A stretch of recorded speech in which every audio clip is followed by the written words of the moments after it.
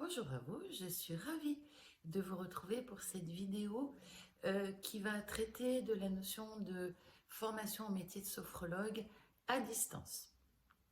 Alors, les formations en distanciel peuvent revêtir deux formes principales. La première, ce sont les formations dites asynchrones. Elles se déroulent sans interaction directe avec un formateur ou avec d'autres apprenants. Vous utilisez des ressources numériques comme des vidéos, des documents PDF, des livres. Parfois, des échanges sont quand même possibles via des forums ou quelques temps de regroupement, mais globalement, il n'y a quand même pas beaucoup d'interactions et pas beaucoup de pratiques dirigées par des formateurs. Alors là, il ne s'agit que de mon avis de sophrologue, mais aussi surtout de formatrice de sophrologue. Pour moi, ce type de formation n'est vraiment pas adapté à notre métier. Vous allez trouver un deuxième type de formation à distance qui sont les formations synchrones. Elles utilisent généralement une plateforme de visio. Elles se déroulent en direct. Vous pouvez donc interagir avec les formateurs, avec les autres apprenants, et elles ont l'avantage, par exemple, de limiter les temps et les frais de déplacement. Pour autant, en cas de formation longue, 100% à distance, même en visio, j'ai là encore une opinion relativement tranchée qui, encore une fois, n'est que mon opinion. Je déconseille. Alors, je ne suis pas une extrémiste anti-visio, loin de là. Je l'utilise moi-même en tant que sophrologue dans certains cas précis. Nous l'avons utilisé à l'IFSP comme beaucoup pendant la période de Covid et pour le coup, ça s'est plutôt bien passé. Aussi à mon sens parce que c'était aussi ponctuel. Alors pourquoi est-ce que je ne suis pas fanat des formations longues à distance à 100%? Pourquoi est-ce que je les déconseille? Alors, premièrement, il faut quand même bien être conscient de l'aspect logistique et matériel de la chose, et des pertes de temps aussi hein, que cela peut entraîner.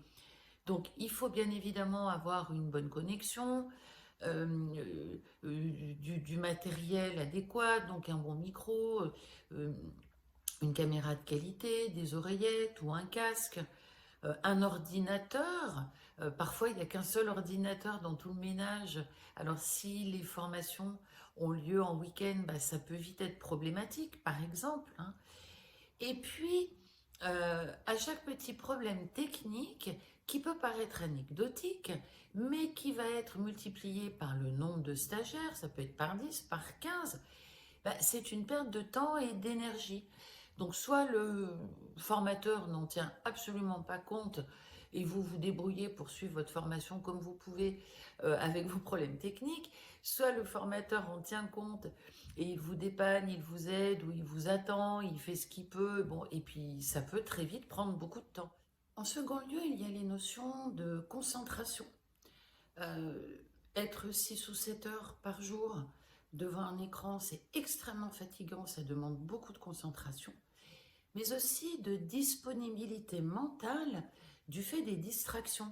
Il peut y avoir le téléphone, hein, la tentation peut être grande de jeter un œil à son téléphone, on peut être perturbé par nos mails qui arrivent sur notre ordinateur, les notifications, les livraisons, les enfants ou le conjoint qui effectivement doivent faire comme si on n'était pas là, mais enfin quelque part on est quand même aussi un petit peu là physiquement, le voisin qui fait des travaux, qui fait du bruit, enfin bon, encore une fois tout ça, ça peut paraître anecdotique, mais sur des centaines d'heures de formation, ça peut vite impacter la qualité de votre présence, de votre formation. Et puis il y a un autre sujet qui est rarement abordé lors des débats distanciels, présentiels, c'est la perte d'informations non verbales.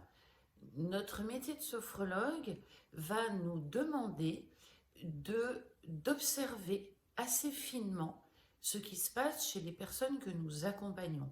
Et quand nous sommes en formation, nos formateurs, normalement, d'une part, nous observent pour essayer de mieux comprendre ce qui se passe en nous, adapter, adapter les mots qu'ils emploient, adapter le rythme des pratiques, adapter la pratique elle-même en fonction de ce qu'ils peuvent voir et percevoir des réactions des participants. Et donc, vous êtes censé aussi, donc vous, apprendre aussi à faire cela. Et croyez-moi, encore une fois, d'expérience, sur écran, c'est beaucoup plus compliqué. Il y a une grosse perte d'informations. Et là, vraiment, pour moi, ça n'est pas anodin.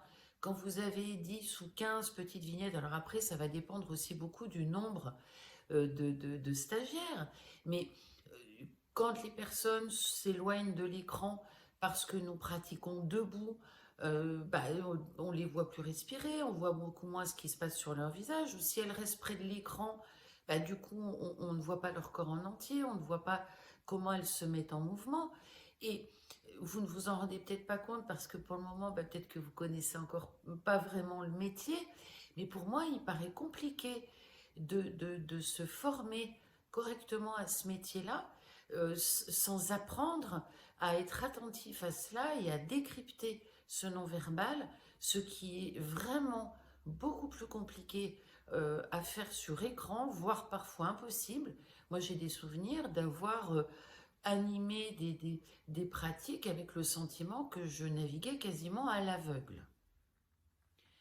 Enfin, j'aborderai le point des liens humains. Effectivement, en visio, il peut y avoir quand même des échanges, puisque là, on est quand même dans de l'interaction, mais qui ne sont pas forcément aussi fluides, aussi intéressants, aussi naturels, aussi profonds que quand vous êtes en présentiel. En présentiel, les temps de pause sont beaucoup utilisés devant la machine à café ou dehors ou entre midi et deux pour pouvoir discuter entre stagiaires, avec le formateur, de choses que l'on n'a pas forcément envie d'aborder devant tout le groupe et on va le faire plutôt en aparté. Et puis, parfois, les pratiques peuvent vous connecter à des émotions fortes. Si vous êtes là tout seul chez vous avec votre émotion, que le formateur n'est pas là physiquement pour étayer, pour échanger, pour vous accompagner dans l'accueil de cette émotion, pour moi, c'est quand même aussi un peu juste et loin d'être anodin. Alors, pour conclure cette vidéo, je dirais que les formations asynchrones, encore une fois, vraiment à éviter, selon moi, toujours, ça n'est que mon avis.